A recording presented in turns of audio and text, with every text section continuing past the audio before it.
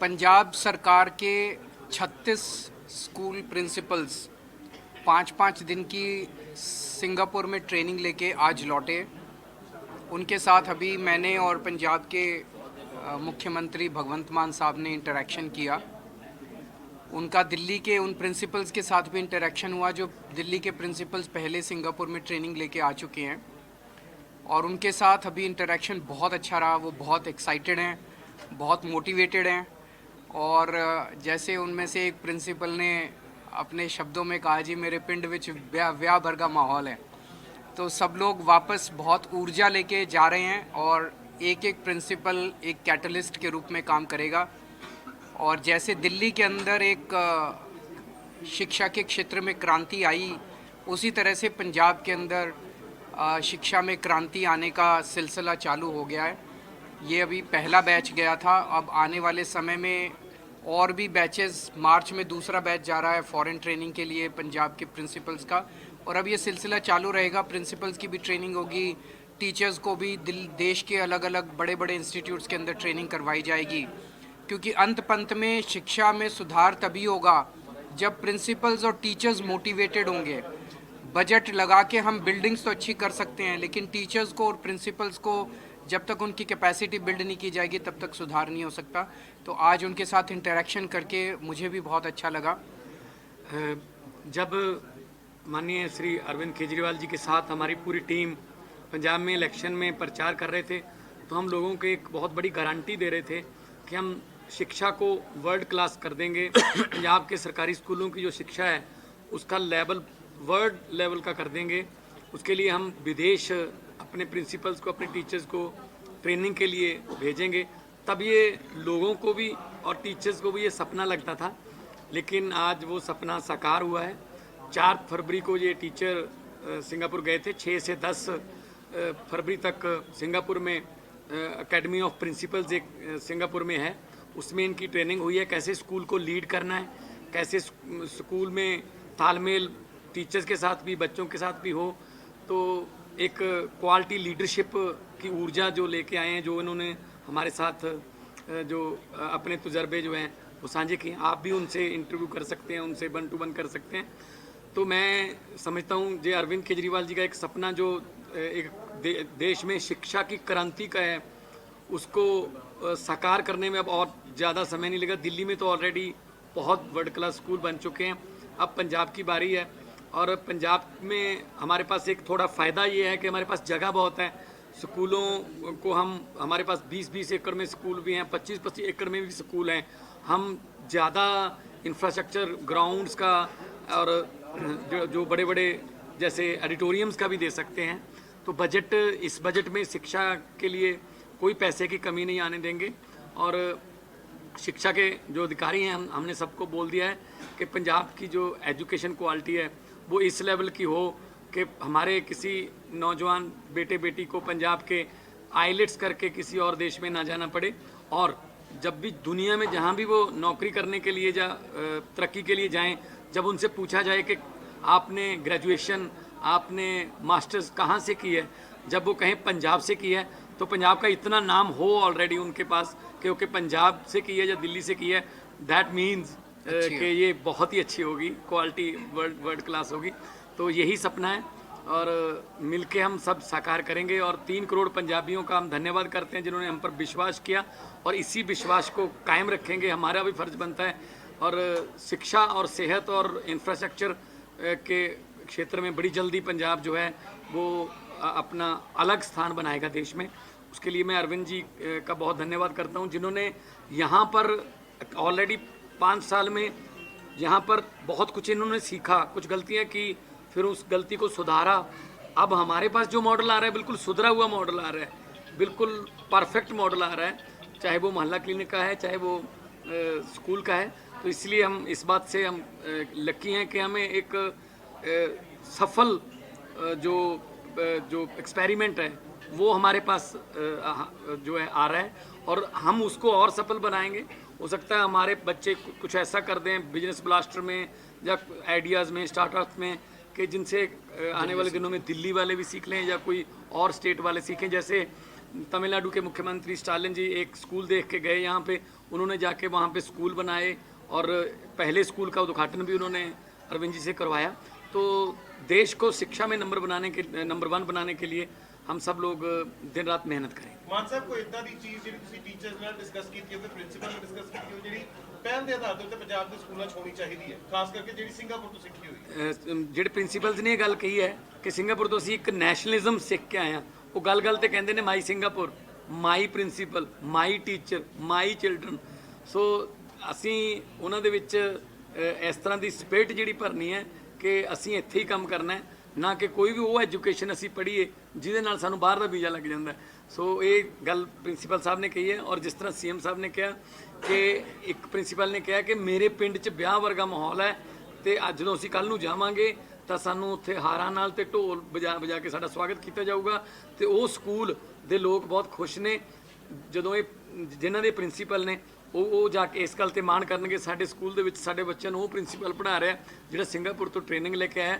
ਤੇ ਉਹ ਜਿਹੜੀ ਪ੍ਰਿੰਸੀਪਲ ਹੈ ਜਿਹੜਾ ਹੀ ਔਰ ਸ਼ੀ ਉਹ ਆਪਣੇ ਸਟਾਫ ਨੂੰ ਟ੍ਰੇਨ ਕਰੂਗਾ ਤਾਂ ਬੱਚਿਆਂ ਦਾ ਜਿਹੜਾ IQ ਲੈਵਲ ਹੈ ਬਹੁਤ ਉੱਪਰ ਹੋ ਜਾਊਗਾ।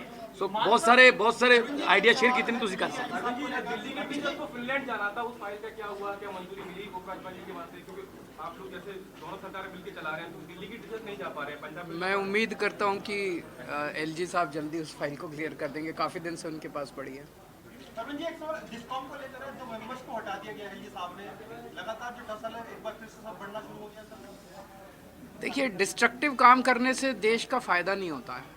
लड़ाई झगड़ा करने से, डिस्ट्रक्टिव काम करने से, तोड़ फोड़ करने से मिल के चलना चाहिए। मिल के काम करेंगे तो देश आगे बढ़ेगा, लड़ाई झगड़ा करेंगे तो देश आगे थोड़ी बढ़ेगा। ਮਾਨ ਸਾਹਿਬ, ਪੰਜਾਬ ਦੇ ਵਿੱਚ ਵੀ ਇਹੀ ਹਾਲਾਤ ਨੇ। ਗਵਰਨਰ ਪੰਜਾਬ ਸਿੱਧੇ ਤੌਰ ਤੇ ਲਾਅ ਐਂਡ ਆਰਡਰ ਨੂੰ ਲੈ ਕੇ, ਕਦੇ ਪੰਜਾਬ ਦੇ ਡਰੱਗਸ ਨੂੰ ਲੈ ਕੇ ਬਾਰਡਰ ਏਰੀਆ 'ਚ ਜਾ ਕੇ ਖਾਸ ਤੌਰ ਤੇ ਸਵਾਲ ਚੁੱਕਦੇ ਨੇ ਪੰਜਾਬ ਸਰਕਾਰ ਦੇ ਉੱਪਰ। ਪੰਜਾਬ ਦੀ ਪੁਲਿਸ ਜਿਹੜੀ ਹੈ ਇੰਨੀ ਸક્ષਮ ਹੈਗੀ ਹੈ ਕਿ ਅਸੀਂ ਹਰ ਰੋਜ਼ ਜਿਹੜੇ ਡਰੋਨਸ ਨੇ ਜਾਂ ਜਿਹੜੇ ਗੈਂਗਸਟਰ ਨੇ ਜਾਂ ਜਿਹੜੇ ਡਰੱਗ ਦੇ ਜਿਹੜੇ ਸਮਗਲਰ ਨੇ ਅਸੀਂ ਉਹਨਾਂ ਨੂੰ ਫੜਦੇ ਹਾਂ। ਲਾਅ ਐਂਡ ਆਰਡਰ ਜਿਹੜਾ ਕੰਟਰੋਲ ਦੇ ਵਿੱਚ ਹੈ।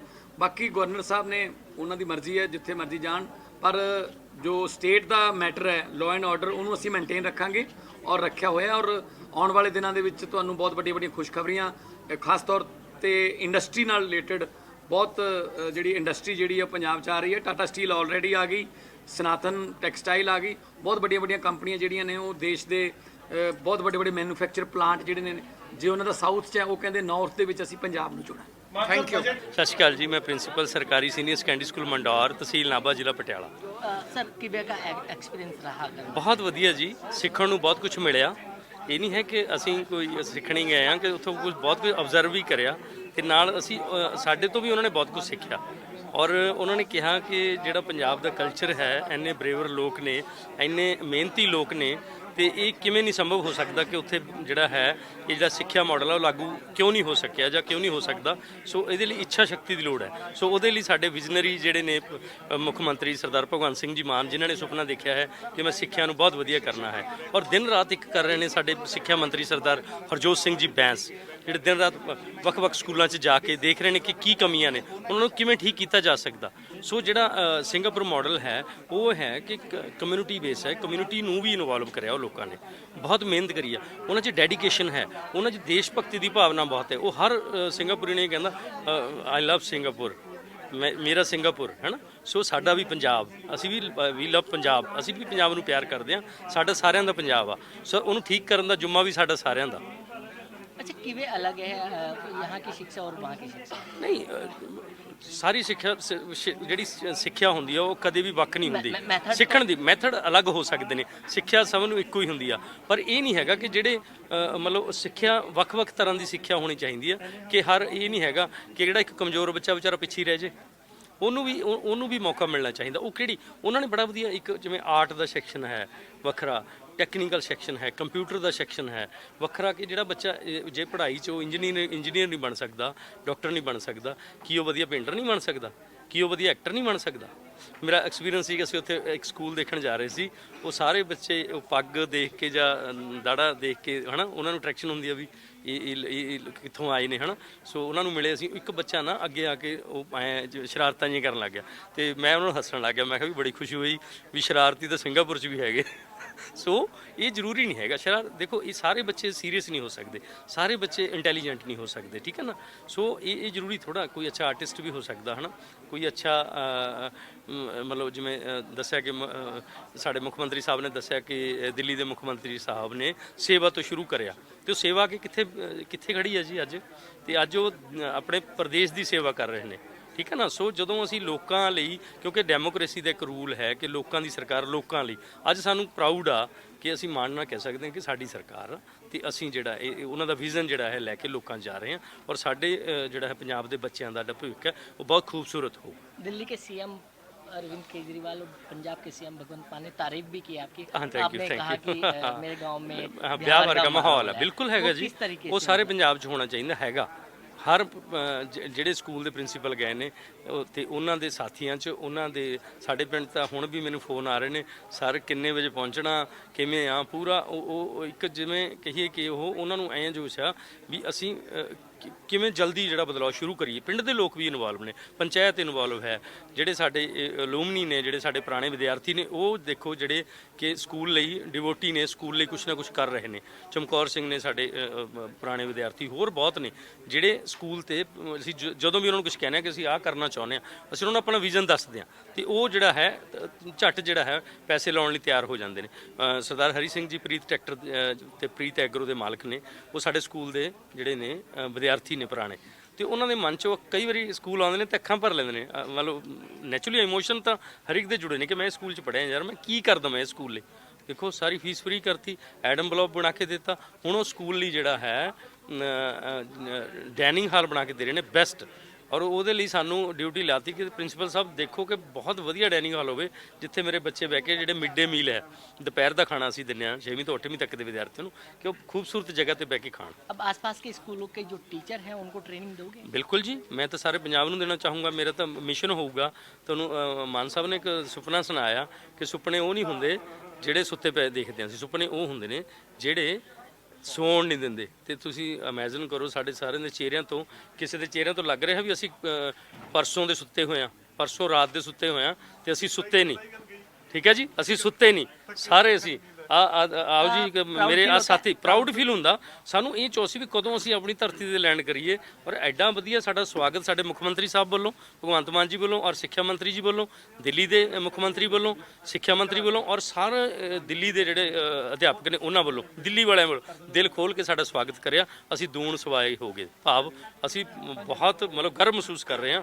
ਸਾਨੂੰ ਨੀਂਦ ਭੁੱਲ ਹੀ ਗਏ, ਅਸੀਂ ਪਰਸੋਂ ਦੇ ਸੁੱਤੇ ਹੋਏ ਹਾਂ।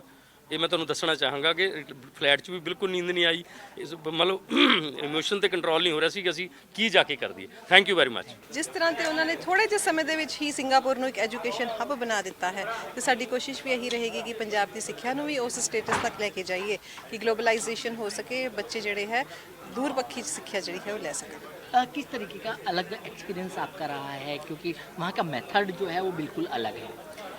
अलग एक्सपीरियंस एक तो ऐसी जी वो अपने बच्चों ਨੂੰ फ्यूचर लीडर्स बनाने बारे हुणे सोच रहे हैं, जो ਅੱਜ ਤੋਂ 10 ਸਾਲ ਪਹਿਲਾਂ ਦੀ ਉਹਨਾਂ ਦੀ 10 ਸਾਲ ਬਾਅਦ ਹੋਣਾ ਹੈ, ਉਹ ਉਹਦੇ ਲਈ ਹੁਣ ਤੋਂ ਹੀ ਆਪਣੇ ਬੱਚਿਆਂ ਨੂੰ ਤਿਆਰ ਕਰ ਰਹੇ ਹੈ। ਬੱਚਿਆਂ ਦੇ ਵਿੱਚ ਵੈਲਿਊਜ਼ ਜਿਹੜੀਆਂ ਨੇ ਉਹ ਇਨਕਲਕੇਟ ਕੀਤੀਆਂ ਜਾ ਰਹੀਆਂ ਨੇ।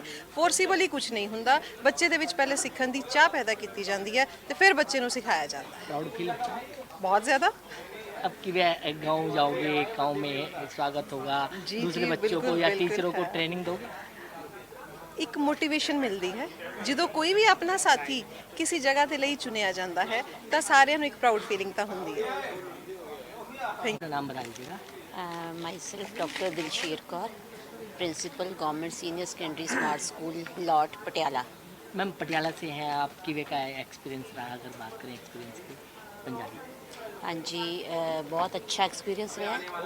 ਅਸੀਂ ਇੱਕ ਐਕਸਾਈਟਮੈਂਟ ਲੈ ਕੇ ਗਏ ਸੀ ਔਰ ਜਿਸ ਸੋਚ ਨੂੰ ਇੱਥੋਂ ਲੈ ਕੇ ਗਏ ਸੀ ਅਸੀਂ ਉਹਦੇ ਨਾਲੋਂ ਵੀ ਬਹੁਤ ਵੱਧ ਪ੍ਰਾਪਤ ਕਰਕੇ ਆਏ ਹਾਂ। ਬੜਾ ਇਨਸਪੀਰੇਸ਼ਨ ਸਾਨੂੰ ਮਿਲੀ ਹੈ, ਮੋਟੀਵੇਟਡ ਹੋ ਕੇ ਆਏ ਹਾਂ, ਬਹੁਤ ਕੁਝ ਸਿੱਖ ਕੇ ਆਏ ਹਾਂ। किवे क्या सीखना या कितना का मेथड चेंज है इधर इंडिया से सिंगापुर के बीच? हाँ जी, वो तो टोटली डिफरेंट है, प्रैक्टिकल अप्रोच है और हर एक बच्चा बहुत इम्पॉर्टेंट है। Every child is very important ਤੇ ਜਿਹੜੀ ਉਹਨਾਂ ਦੀ ਟੀਚਿੰਗ ਅਪਰੋਚ ਹੈ ਉਹ ਚਾਈਲਡ ਸੈਂਟਰਡ ਹੈ ਕਿ ਹਰ ਇੱਕ ਬੱਚਾ ਇੱਕ ਜ਼ਿੰਦਗੀ ਦੇ ਵਿੱਚ ਸਫਲ ਹੋ ਜਾਏ, ਜੋ ਉਹਦੀ ਕੈਪੇਬਿਲਿਟੀਜ਼ ਹੈ ਅਬਿਲਿਟੀਜ਼ ਹੈ ਉਹਦੇ ਅਕੋਰਡਿੰਗਲੀ ਇੱਕ ਉਹ ਵਧੀਆ ਸਿਟੀਜ਼ਨ ਬਣ ਜਾਏ, सक्सेसफुल पर्सन बन जाए। अब दूसरे बच्चों को ट्रेनिंग देंगे आप?